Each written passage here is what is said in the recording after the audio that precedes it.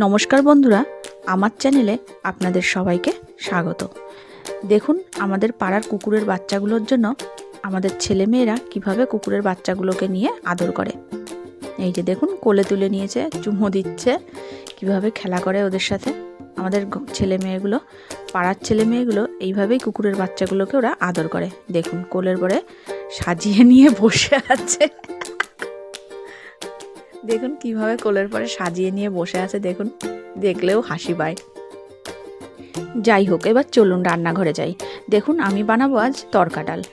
তরকা ডালের জন্য ডালটাকে ভালো করে ধুয়ে নিচ্ছি, তারপর প্রেসার কুকারে দিয়ে আমি ডালটা সেদ্ধ করে নেব। এই যে দেখুন প্রেসার কুকারে দিয়ে দিয়েছি, জল দিয়ে পরিমাণ মতো জল দিয়ে দিয়েছি। এরপর দিয়ে দেবো লবণ, হলুদ, আর দিয়ে দেবো একটু সর্ষের তেল। এটা দিলে প্রেসার কুকারটা কিন্তু কালো ভাব হবে না। তারপর দেখুন এখানে একটা কড়াইতে আমি তেল দিয়ে তেল গরম করে তার মধ্যে আমি দুটো ডিম ভেঙে দেব এবং ডিম দুটোকে আমি খুন্তি দিয়ে ভালো করে গুঁড়ো গুঁড়ো করে নেব। এবার আমি ডিমের মধ্যে দিয়ে দেব লবণ এবং হলুদ।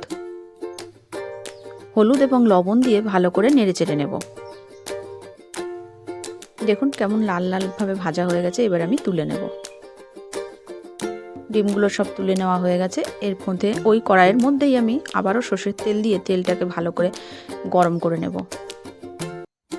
তারপর দেখুন তরকা ডালের জন্য আমি এখানে নিয়ে নিয়েছি আদা কুচি, রসুন কুচি, আদা বাটা, রসুন বাটা, আর এদিকে পেঁয়াজ কুচি।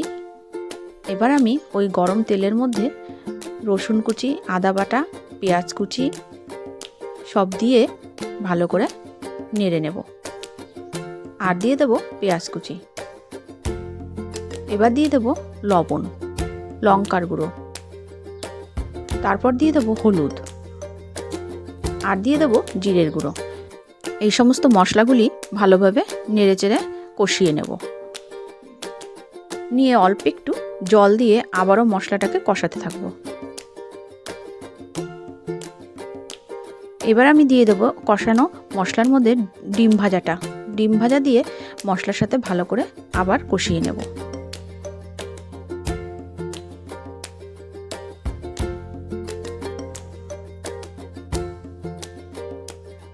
দেখুন এদিকে কিন্তু প্রেসার কুকারে আমার ডাল সেদ্ধটা রেডি হয়ে গেছে।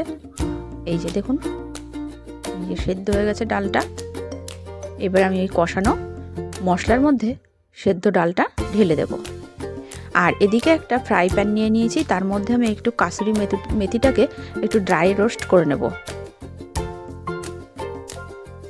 এই যে দেখুন মশলাটা দিয়ে কত তেল ছেড়ে দিয়েছে। এবার আমি ওই সেদ্ধ করে রাখা ডালটা দিয়ে দিলাম মশলার মধ্যে, দিয়ে ভালো করে নেড়ে চেড়ে নেব।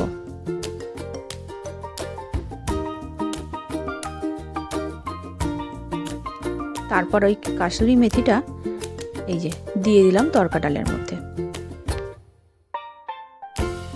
আর দিয়ে দেব তরকা মশলা, আর দিয়ে দিলাম এই যে সাদা বাটার, দিয়ে ভালো করে আমি মিশিয়ে নিলাম।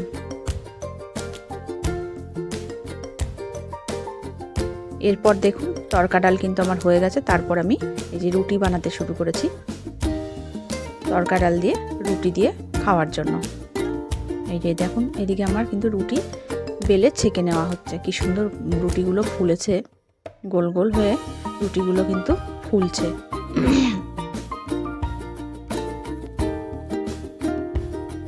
রেডি হয়ে গেল আমার তরকা ডাল আর রুটি। ভালো লাগলে আমার চ্যানেলটিকে আপনারা লাইক, কমেন্ট এবং শেয়ার করবেন।